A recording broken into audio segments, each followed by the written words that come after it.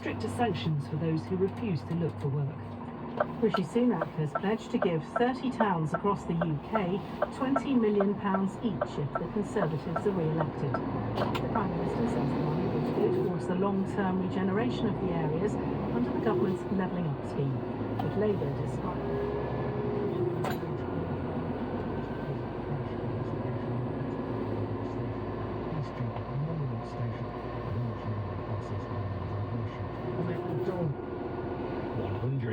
Towns including Tamworth, Halifax and Bognor Regis were chosen based on factors such as median pay and healthy life expectancy.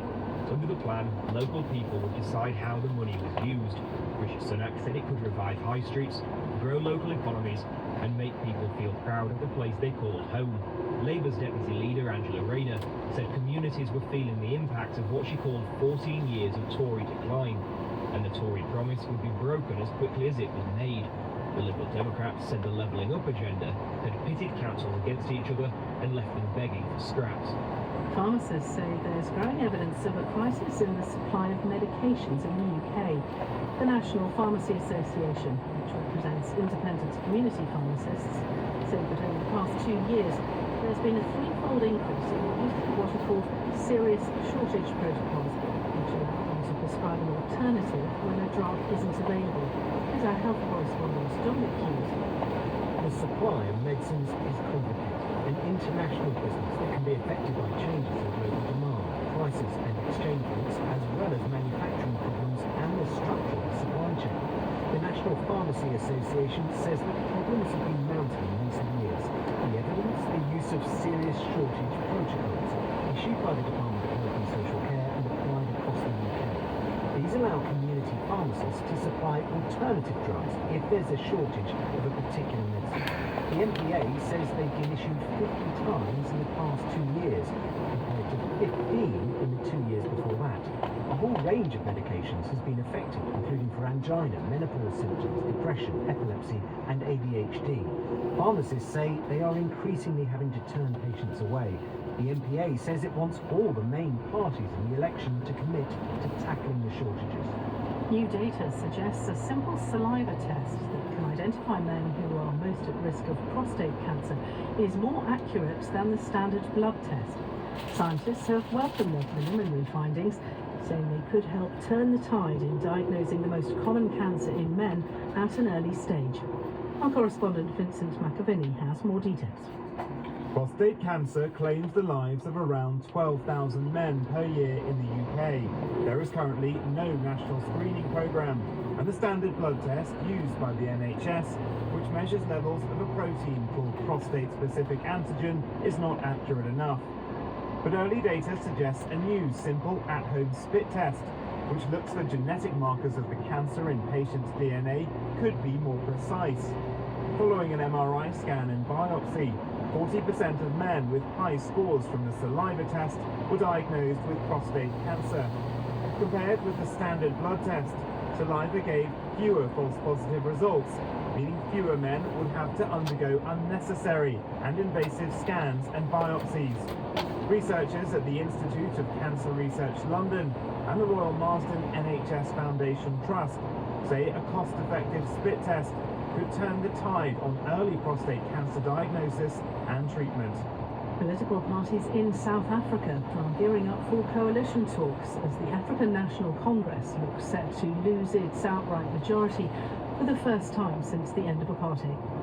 With counting from this week's general election almost complete, the results from 97% of polling stations show the ANC's share of the vote is around 40%, a sharp drop from the last election.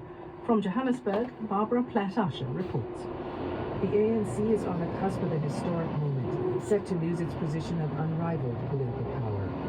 Its leadership has begun to consult internally to prepare for complex coalition talks. The new MK party, led by former President Jacob Zuma, has said it won't partner with the ANC as long as President Cyril Ramaphosa remains the leader. It's in third place after cutting into the ANC's vote share with a surprisingly strong showing. The pro-business Democratic Alliance has come second, but there will be resistance within the African National Congress to its free market agenda and its reputation as a party for the white minority. South Africans have voted for change after years years of ANC economic mismanagement and corruption scandals. They are waiting to see if the alternative does any better. Final results are expected to be announced later today. A ban on groups of more than 25 visitors comes into force in Venice today in an effort to limit the impact of tourism on the city. The city is also banning loudspeakers, which the authorities say cause confusion and disturbance.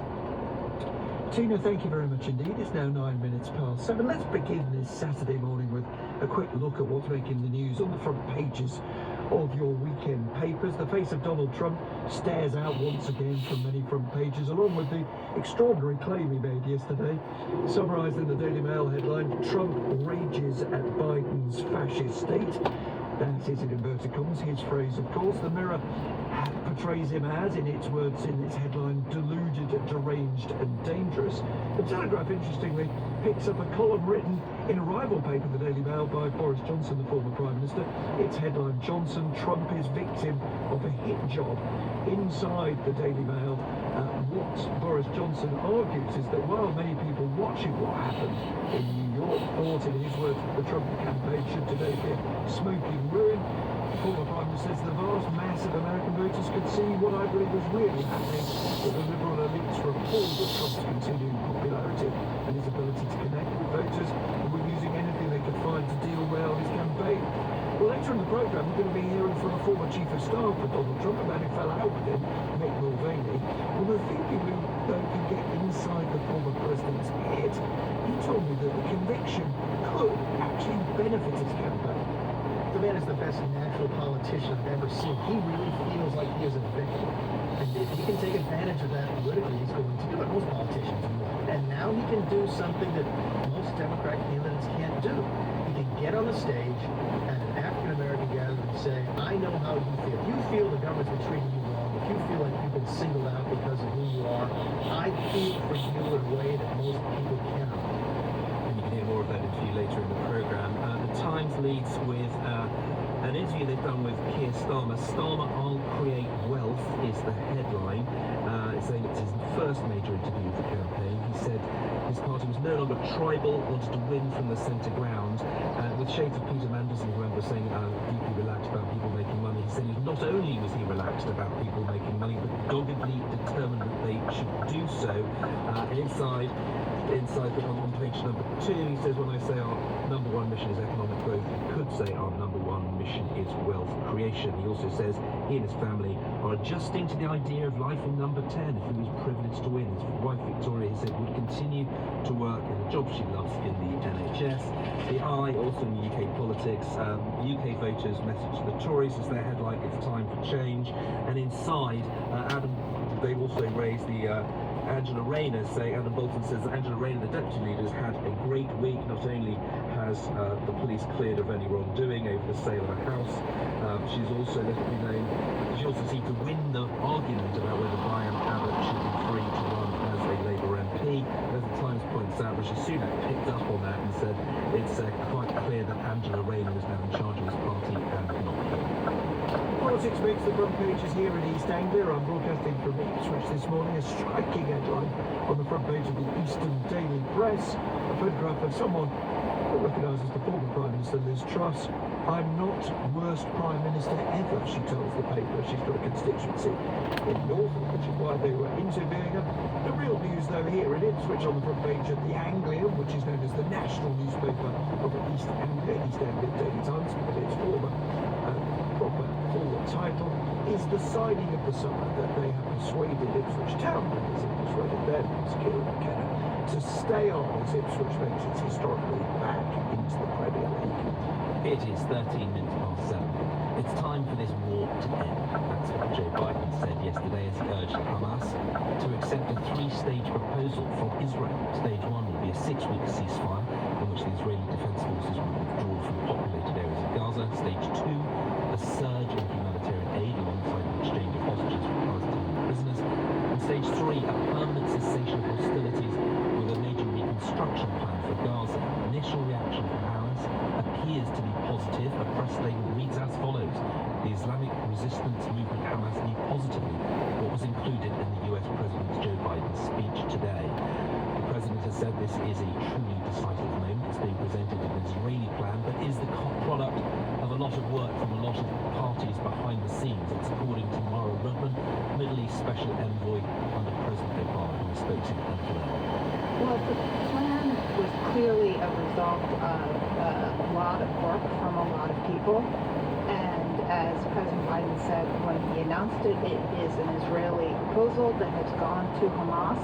And I believe the fact that you saw Prime Minister Netanyahu's office issue a statement shortly thereafter, and then Hamas also issue a statement that shows the degree of orchestration that was involved prior to President Biden coming out to make the announcement that he did this afternoon here in the United States. So that shows a level of consensus we haven't seen before. Yeah, I'm hesitant to use the word consensus because this is far from a done deal, but I do believe part of what it shows is, the Qataris took back over the leadership role in dealing with Hamas, I think sometime last week, after the news about how the Egyptians had handled that role in the previous couple weeks that had a pretty major slip up in it. So I think that the Qataris worked hard with Hamas. I think that the Americans, and probably Bill Burns in particular, in his discussions with his counterpart, the Mossad chief, which I believe was last weekend in Paris, I think there were some real advances made through those conversations. And I think you also see, though, in the statement that came out following President Biden's statement, that each side, if this works, is going to kind of claim a victory and say that they stuck to their guns, and that's partly because the language involved, particularly on phase 2 of this ceasefire, have a fair amount of artful ambiguity in the wording. Is this going to be a tough sell? Where do you see the biggest obstacles to agreement? So President Biden himself talked about the challenges within Israel. He used the opportunity of his address from the White House to almost speak to the people of Israel, knowing perhaps that a lot of them were gathered in their homes for Shabbat, the Jewish Sabbath, and might well, some religious would be listening to TV, and his news of his speech would come across. And what he said was he made the case for why this is so important, why he believes Hamas's ability to pose the kind of threat to Israel that it posed October 7th is no longer exists, or does not exist at the current time, is what he said. And he also acknowledged that there are going to be people in Israel, even in the current coalition, and by that he was referring to the two far-right ministers that are currently, in some senses, propping up Netanyahu, who don't want a deal, who want to keep on fighting for an extended period and have been public in not being particularly concerned about getting hostages back. It's quite a different test, isn't it, to say degrading Hamas's ability so they couldn't launch an October the 7th style attack, and what we've heard previously about the total elimination of Hamas's fighting ability. It's quite a different test then. What I believe is that President Biden was being careful with his words. He was ambiguous in how he talked about phase 3, which would be the rebuilding phase, but implicit in that is that it's not Hamas that's going to be running the show there. So in total then, in summary, this feels like a very significant moment where people's appetite for cessation of hostilities seems to be coalescing. We certainly can hope that that's the case. As at every turn of this conflict post-October 7th, and at other times as well in the history of conflict in that region, I don't think it's done until it's done. Mara, thank you very much indeed. That was Mara Rudman, Deputy Middle East Special Envoy under President Obama. Hugo Bashega is our Middle East correspondent in Jerusalem. And Hugo, how is this being digested in Israel? So the speech by President Biden came after Jewish Shabbat started, so we have a very limited reaction so far. We had a very short statement from the Prime Minister's office yesterday. I think crucially we haven't heard yet from the two far-right supporters of his governing coalition, and I think it was very interesting that yesterday President Biden said that he acknowledged that this plan wouldn't be accepted by everybody in Israel. He urged the Israeli authorities to support the plan despite political pressure, and we know that it is very likely that this plan is going to be opposed by Itamar Ben-Gvir, by far-right supporters of Prime Minister Netanyahu, who are against the idea of any kind of deal with Hamas, who say that the war must continue and that military pressure is the only way to bring the hostages back home. Well, that seems to be a dead end then, doesn't it? If that's the case, if they're propping up his government and they're going to be a threat to move.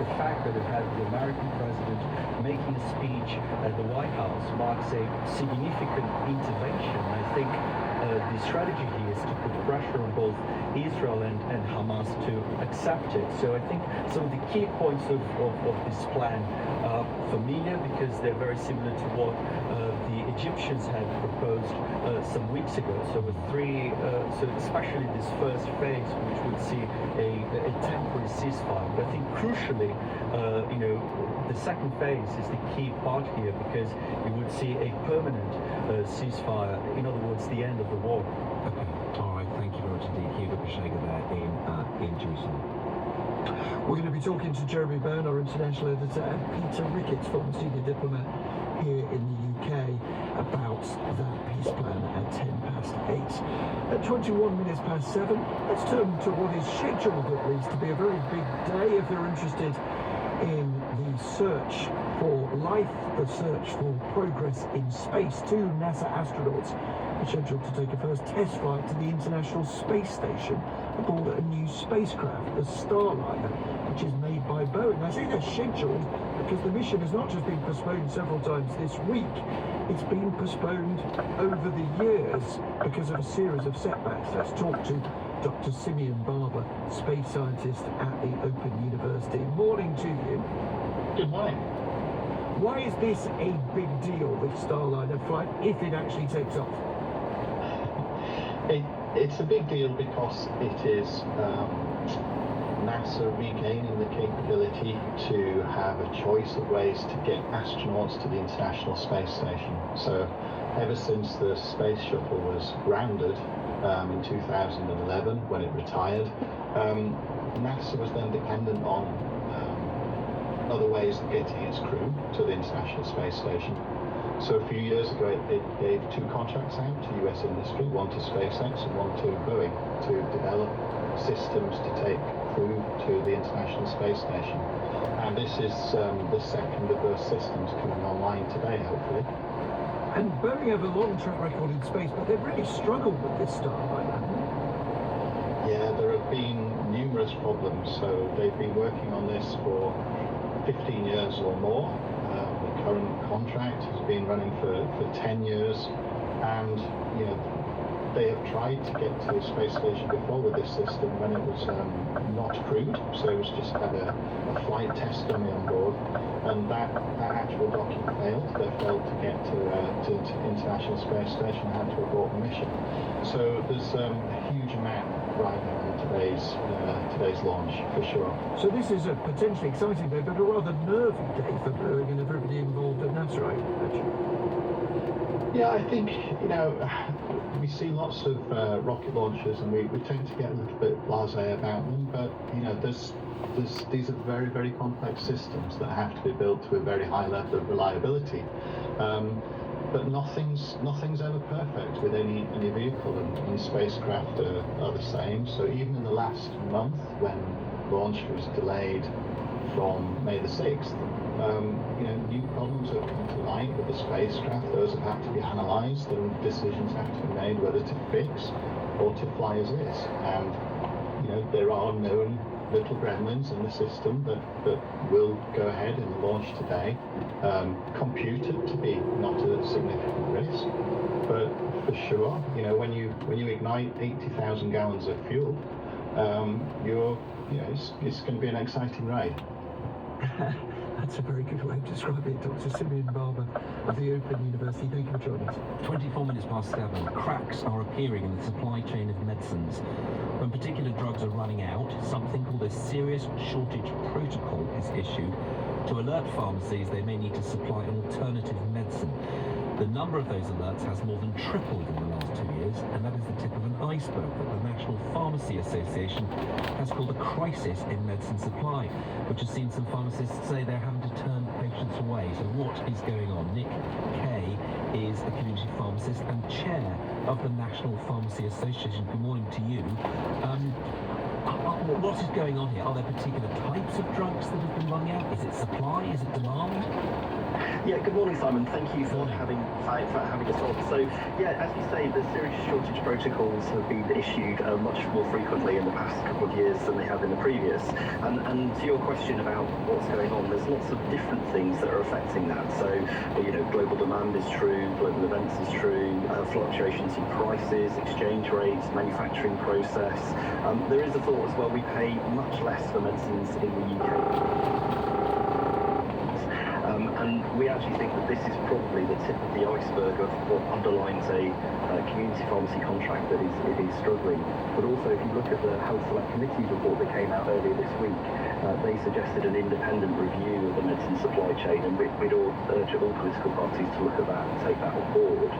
And as to the second part of your question of what medicines are being affected, it's a myriad of medicines actually, which affect lots of different people at the end of the day. That's what's really important, getting their medicines. So pharmacy teams working really hard to help people get their medicines. But from angina medicines to HRT, whooping cough medicines, chest infection medicines, contraception medicines, depression, epilepsy, thyroid problems, anaphylactic medicines, ADHD medicines, diabetic medicines. So it really is a myriad of medicines, and some serious shortage protocols only last a couple of days, couple of weeks, but some can be in place for months and years. What needs to be done? I mean, what action can be taken? Yeah, so what we would be really saying is that independent review of the medicine supply chain is something we think is critically important, as recommended by the HSJ. A look at the pharmacy contracts we think is again crucially important. 40% reduction in funding in real terms over the last 10 years, driving some of those shortages. And we've been calling for a task and finish group involving manufacturers, wholesalers, pharmacists, and importantly patients within that to review that supply chain. Because while pharmacy teams are trying to source those medicines for people which we know are crucially important, it stops us doing things like Pharmacy First and the other things which are really important. As a pharmacist medicine supply, as part of my job, it's critical, but I also want to be help delivering frontline care to the wider healthcare system, which we think is somewhere pharmacies should be doing. And that's the real point here, is presumably there are some very serious health implications if people can't get the medicines they need. Yeah, you're right, Simon. So, for example, some medicines you think when you swap them, it doesn't actually cause people maybe too many issues. But some of the shortages we've seen even outside of the serious shortage protocol, so ADHD medication, epilepsy medication, these medicines really can have impacts on people when they can't get them, and that does cause real distress and concern, both for the pharmacists trying to supply the medicines, but most importantly for the people taking those medicines. Indeed. Nick Kay, pharmacist and chair of the National Pharmacy Association. Thank you.